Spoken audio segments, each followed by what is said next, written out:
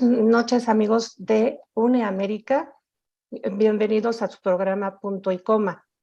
Y pues aquí esta noche nos acompañan dos buenos amigos de todos ustedes, ya conocidos. Miren, primero tenemos a Juan Shane, es el productor general de UNEAmérica, gran amigo, y además es director del programa Puntos pero no revueltos. Buenas noches, Juan. Hola, querida Isa, un gusto. Gracias por la invitación. Al contrario, gracias a ti por aceptarla. También les presento a Rafael Lagos. Él es columnista, él es analista político y escribe en varias publicaciones y periódicos. ¿Cómo estás, Rafa? Buenas noches. Bien, muchas gracias, Isa. Un honor para mí estar aquí contigo y con Juan. Gracias a ti, Rafa. Pues vamos a comenzar con lo del INE rápido. Voy a hacer una introducción. Y ya ven que después de 9 años de presidir el INE, con innegable profesionalismo, honestidad, aunque la 4T diga lo contrario, se empeñe en difamarlo, el Lorenzo Córdoba junto con Ciro Murayama han hecho un excelente papel en el INE. Sin embargo, las cosas van a cambiar para mal. Bueno, esperemos que no sea yo tan pesimista, porque la nueva presidenta del INE es Guadalupe Tadei. Comienza mal porque no solo se habla de que realmente no se tituló, sino que hay nepotismo y conflicto de interés. ¿Sí? ¿Y por qué nepotismo? Tiene varios parientes en el gobierno. Si quieren les leo la lista. Tiene, por ejemplo, a Pablo Daniel Tadei Arriola, perdón, que es su hijo y es director de Litio México. También tiene a Ivana Celeste Taide Arriola, es hija y es diputada local de Morena. Tiene a Jorge Carlos Taide Arriola, es hijo y es director en la CONAD. Tiene a Guadalupe Tadei Zavala, prima hermana, presidente del Instituto Sonorense de Transparencia. Luis Rogelio Piñeda Tadei, sobrino director del Centro de Investigaciones Parlamentarias del Congreso Sonorense. Jorge Francisco Piñeda Tadei es sobrino encargado de nómina del Instituto de Becas y Crédito Educativo de Sonora. Tiene a León Fernando Piñeda Tadei, sobrino, secretario escribiente en el Tribunal de Justicia Administrativa Local. Tiene a Luis Alonso Tadei Torres, sobrino, y es director general de estudios y proyectos en el Instituto Sonorense de la Juventud. Y por último tiene a Álvaro Bracamonte Sierra, cuñado, secretario de Gobierno de Sonora. Como ven, pues tiene nepotismo y también un conflicto de interés. ¿Y por qué? Porque podría inclinarse a favor de Morena en las elecciones, ¿no? Pues tendríamos que confiar en los otros consejeros y en el Tribunal Federal Electoral, que no entiendo por qué todos los partidos le están echando, incluso los de oposición. No están ayudando mucho, que digamos, al tribunal. Entonces, pues, ¿qué opinan de lo que les estoy platicando? A ver, comenzamos contigo, Rafa. Gracias. Mi querida Isa, no sé si comparto exactamente con la definición de nepotismo, habrá que revisar eso, pero sí, o sea, finalmente el espíritu, digamos, del cargo de presidente del Instituto Nacional Electoral, de consejero presidente, pues debería ser un perfil que garantizara a todos los participantes de lo que es el juego democrático en México, pues que les garantizara que el árbitro es imparcial, y claramente al tener tantos familiares, pero además tantos nexos de trabajo también previamente con el partido político oficial de Morena, pues obviamente lo hace que que la consejera presidente pues no llegue con las mejores cartas de presentación de imparcialidad. Y bueno, ya tendrá que demostrar en los hechos si es capaz de hacer lo que protestó que es guardar la Constitución Política de los Estados Unidos Mexicanos, las leyes que de ella emanen y obviamente toda la legislación electoral vigente. Esa es la función y eso es lo que la ciudadanía esperaría.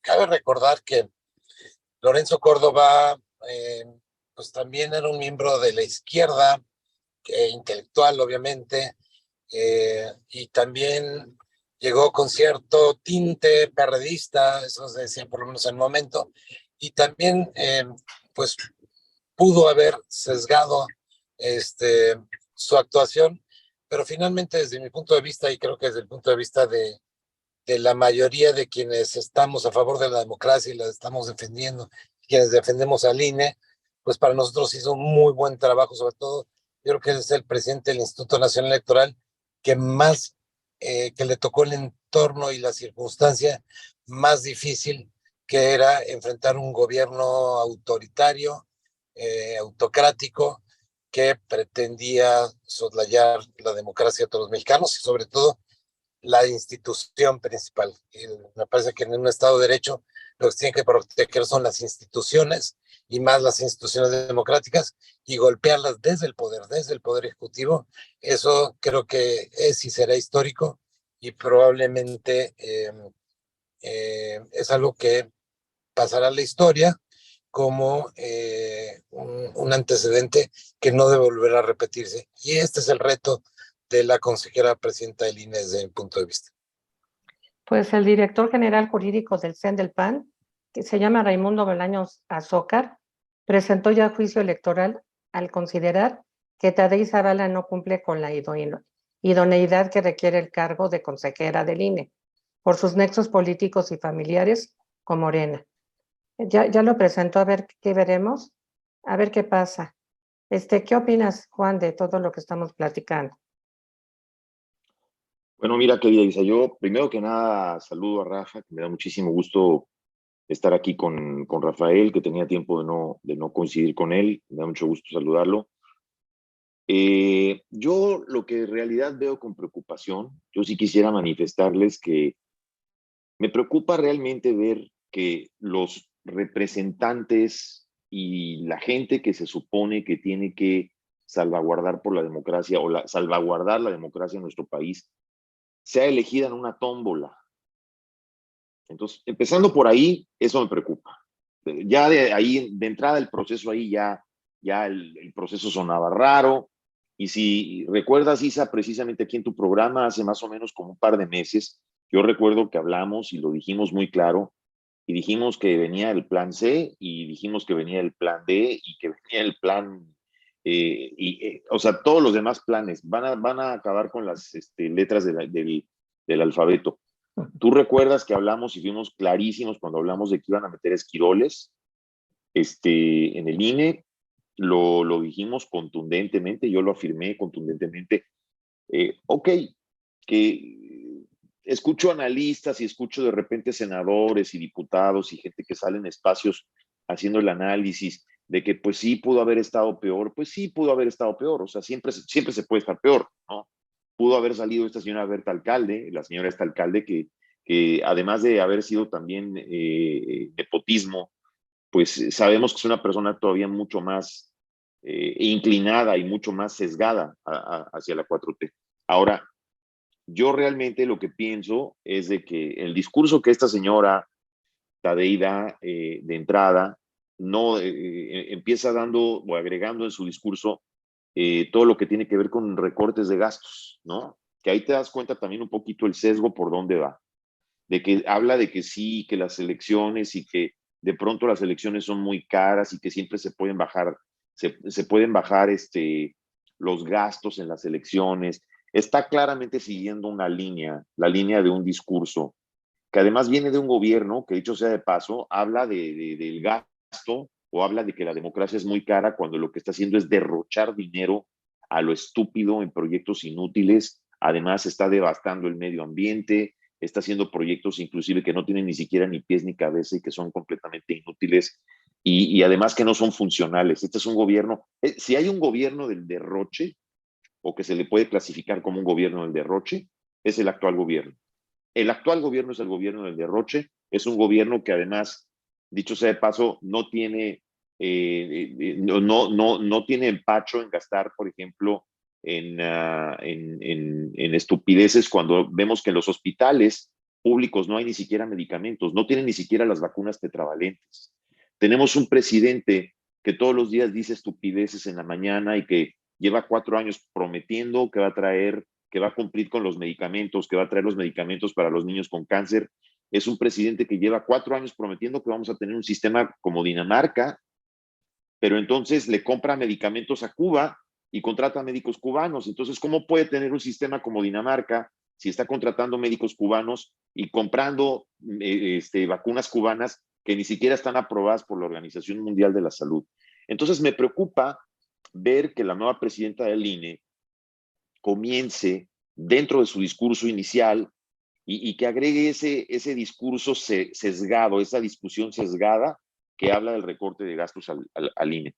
Por otro lado, los analistas hablan del beneficio de la duda. Pues sí, hay que darles el beneficio de la duda, ¿no? Hemos visto casos, por ejemplo, como, no sé, hemos visto casos, por ejemplo, como el de la señora Margarita Ríos Farjat en la Corte Suprema de Justicia, que en ciertas formas, pues al parecer ha actuado con imparcialidad, ¿no? Aun cuando es una de las que fue puesta precisamente por López Obrador o propuesta por López Obrador.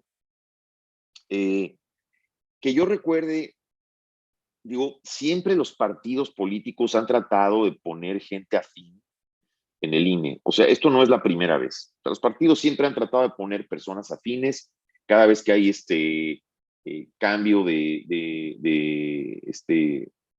cada vez que hay cambio de consejeros en el INE, unos partidos intentan empujar a unos, otros intentan empujar a otros. O sea que eso no es nada nuevo.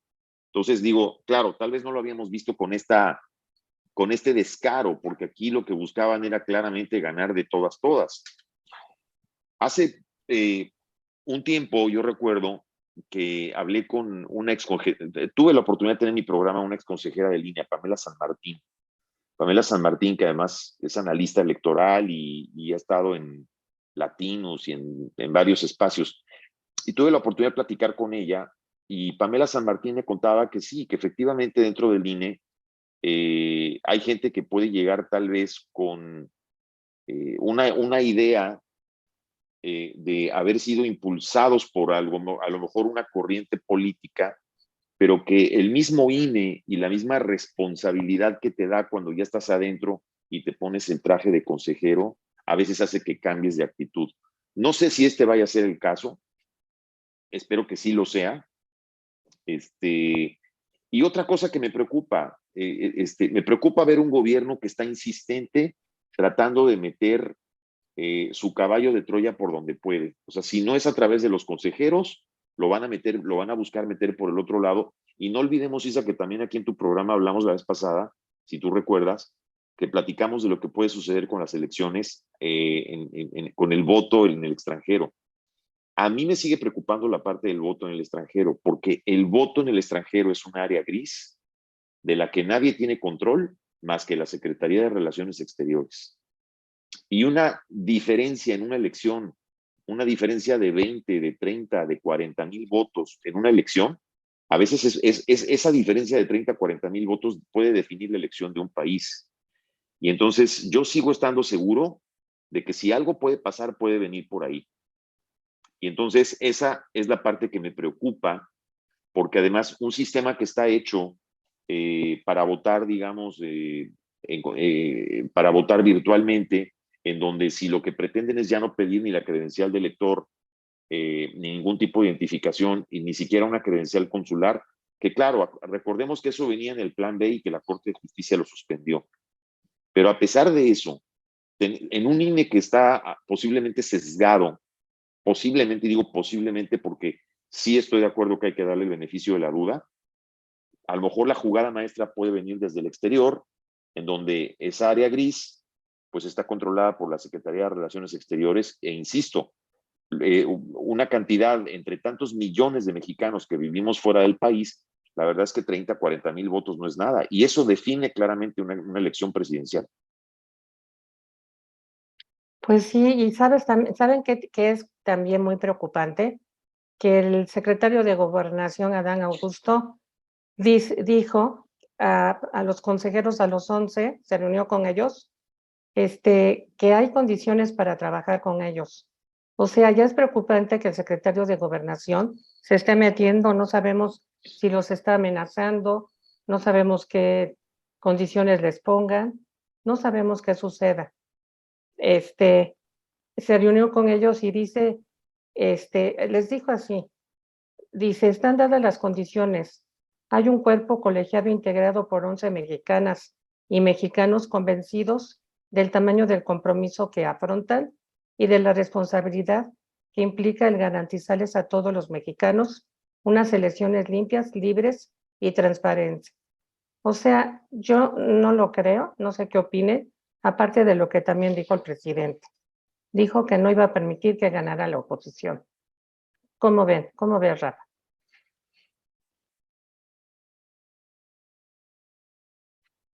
Tu micro. Rafa, tu micro. Perdónenme, ya.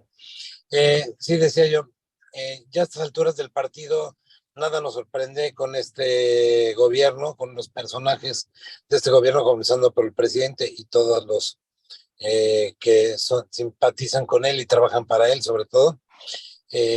Y no debemos esperar para nada eh, actitudes o u objetivos democráticos reales, o cosas que no tengan que ver con fortalecer la aspiración autocrática de López Obrador, la aspiración de fortalecer a Morena como partido de Estado, la aspiración de socavar la democracia para volverla como era en los años 70, algo que simplemente era una manipulación del gobierno.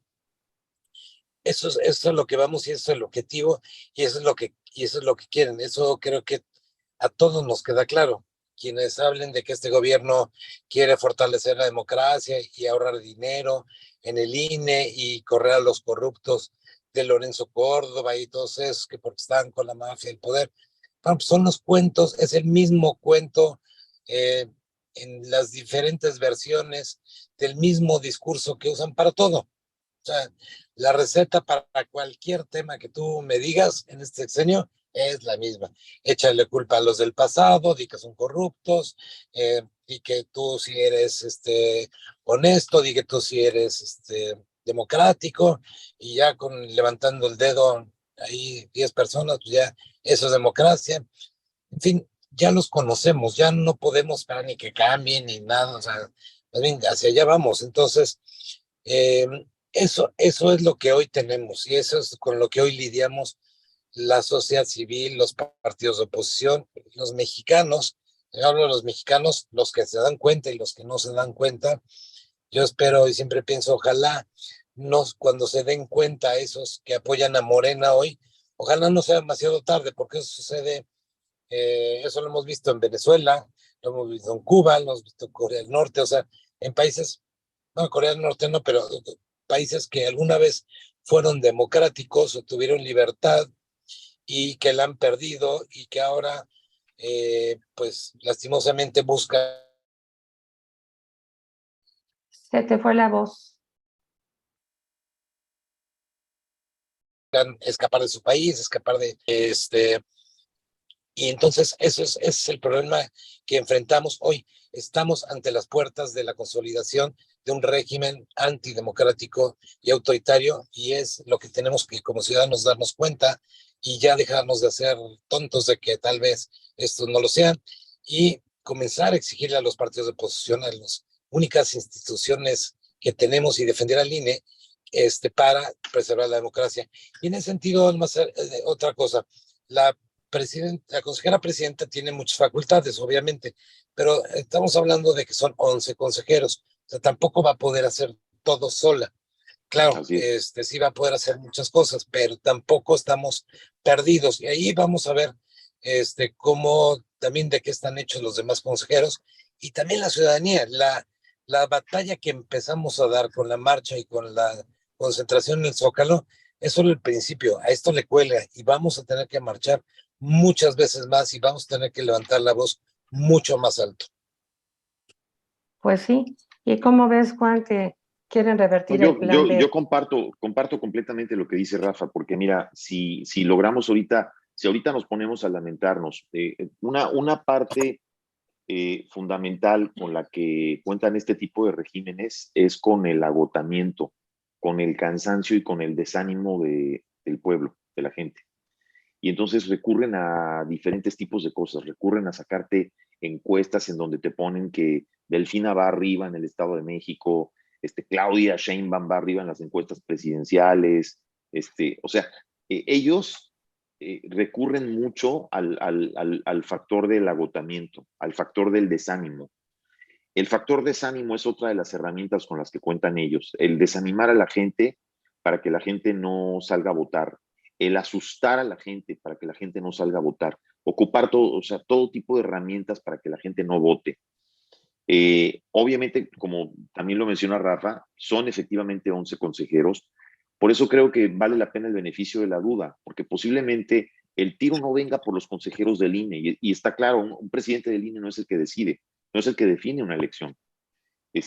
Hay una estructura por debajo del INE de ciudadanos donde los ciudadanos todavía van a tener el control de la cuenta de votos.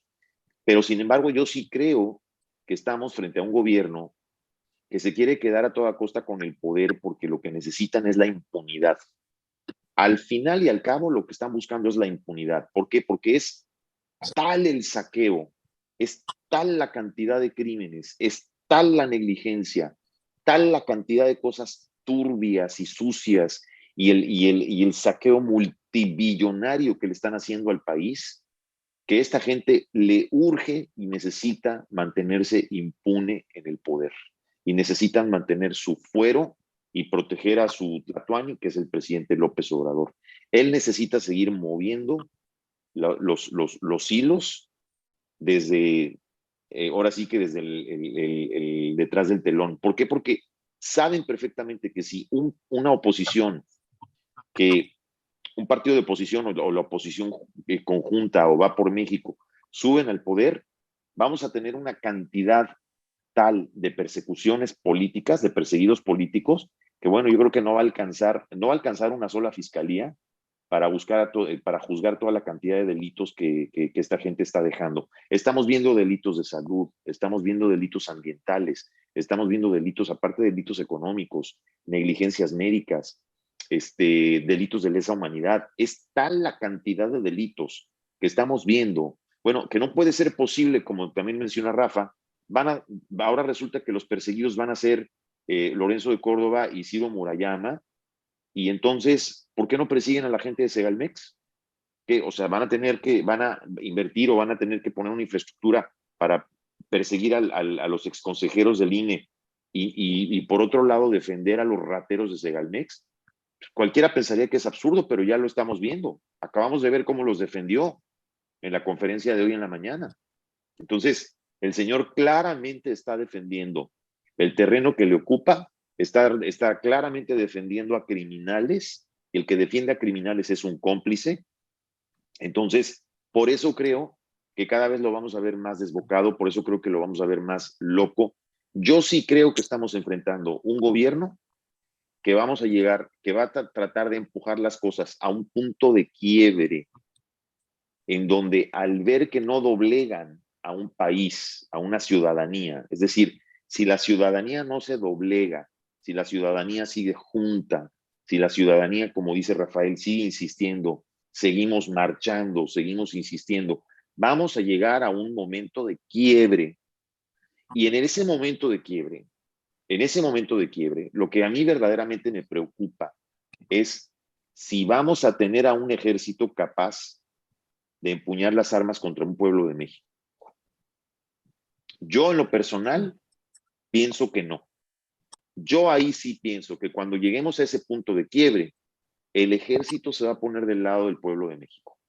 Hablo de la mayoría del ejército, quizás no esté hablando de 1 o 2 elementos en los altos mandos por ahí, hablo del ejército en su gran mayoría y hablo de la Marina en su gran mayoría. Yo sí pienso que si logramos llegar a ese punto de quiebre en donde una ciudadanía unida que no cede y un gobierno que quiere un poder a toda costa y que no cede, en ese momento de quiebre, el, el poder, que no estoy hablando aquí del poder del brazo operativo que es el narco, aquí estoy hablando del brazo operativo del gobierno que es el ejército. Yo pienso que en ese momento el ejército no se atrevería a empuñar las armas hacia el pueblo de México. Yo ahí sí pienso que el ejército se va a poner del lado del pueblo de México. Yo espero que no lleguemos a ese grado. Yo espero que no lleguemos a esos límites. Pero si nos ponemos a analizar lo que hace 4 años veíamos, yo pienso que si hace 4 años nos hubieran dicho que todo lo que estamos viendo y todo lo que está pasando estuviera pasando, yo pienso que ni en nuestra peor pesadilla lo hubiéramos creído. No, no, sinceramente no. Por eso están buscando reinvertir el plan B, porque saben que con 11, que no pueden doblar a 11 consejeros. Entonces No, buscan. es que no, no los van a doblar, Isa. Yo estoy seguro que no los van a doblar. Yo estoy seguro que va a imperar la razón. Pero también Eso es. estoy seguro que estamos enfrentando a un gobierno al que la razón no le va a interesar. Es decir, este es un gobierno que va a hacer todo, y cuando digo todo es todo, por quedarse con el poder.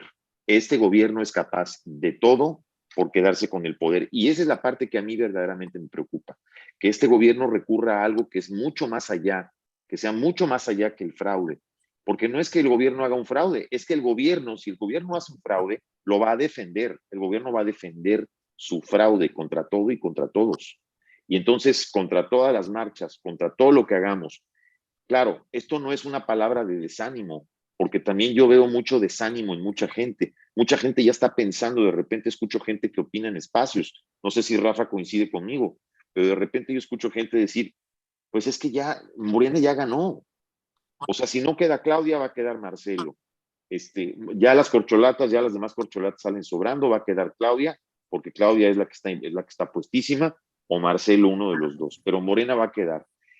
Nos ponemos a criticar a la oposición, pues sí, porque la oposición tiene mucho de dónde criticarle, desgraciada y lamentablemente, pero con esos burros hay que arar, no queda de otra.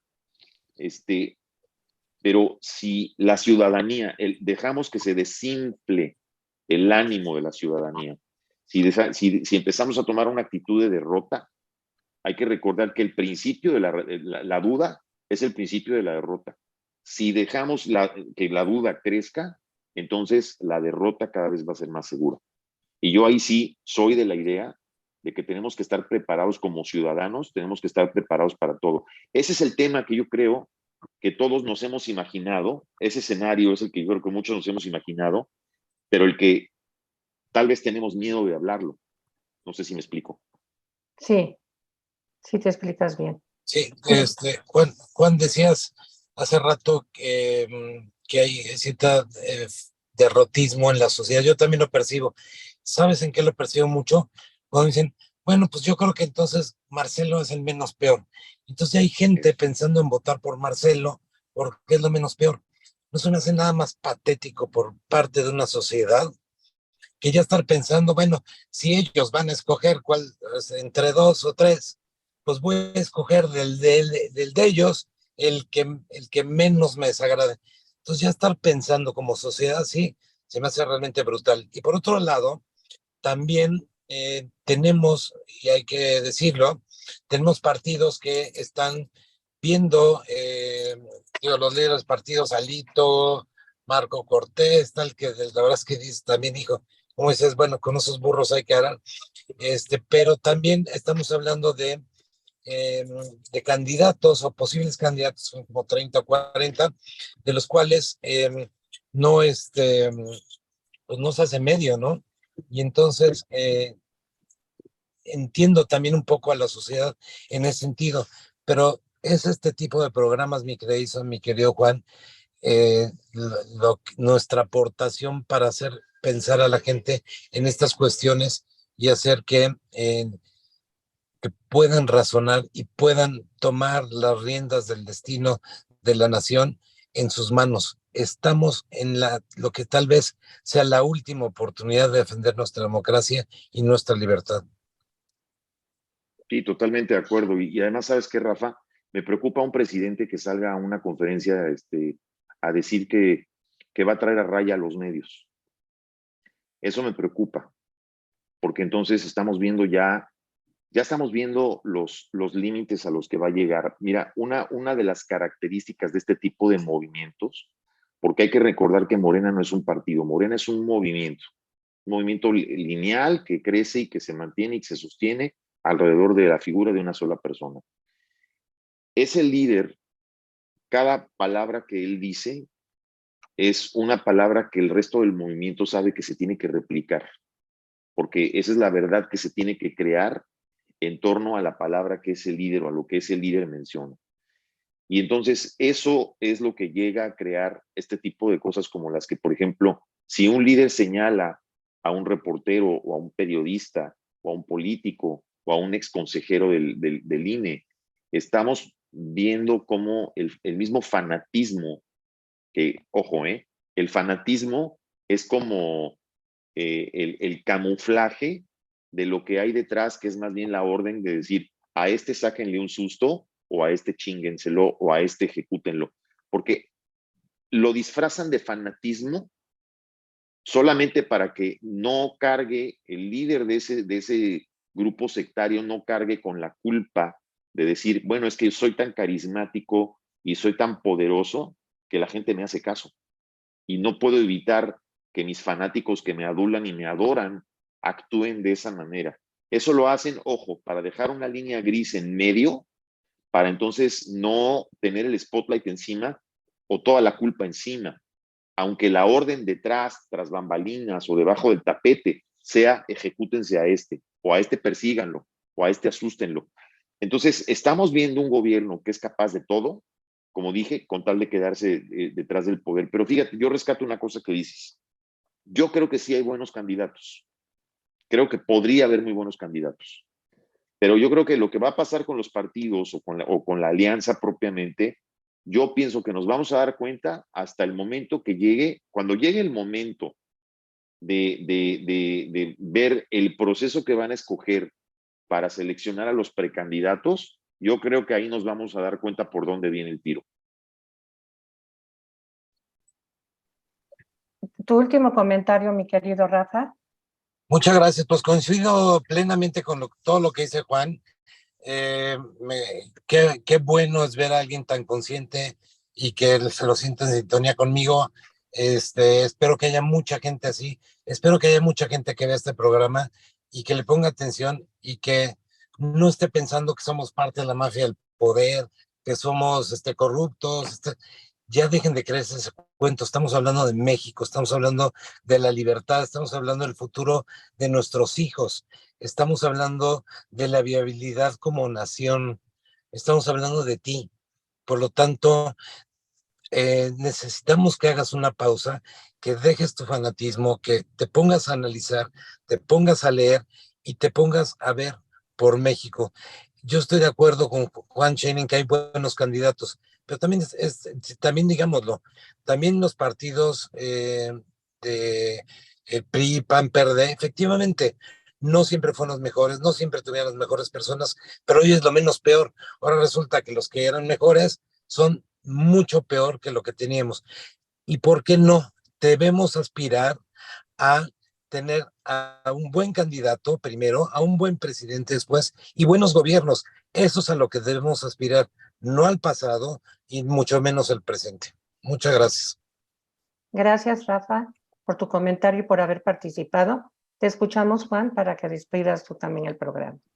Gracias, querida Isa. Nada más agradecer la invitación, mandarle un fuerte abrazo a Rafael, que me dio muchísimo gusto verlo y aquí nos vemos pronto. Pues muchas gracias, mi querido Juan, mi querido Rafa, a los dos por haber participado. Y ya saben, amigos, lo que les tenemos de tarea, pensar en el futuro de nuestros hijos. No perder la democracia del país. Cuando se pierde la democracia, se pierde todo. La libertad es lo más importante que un ser humano debe tener y puede tener.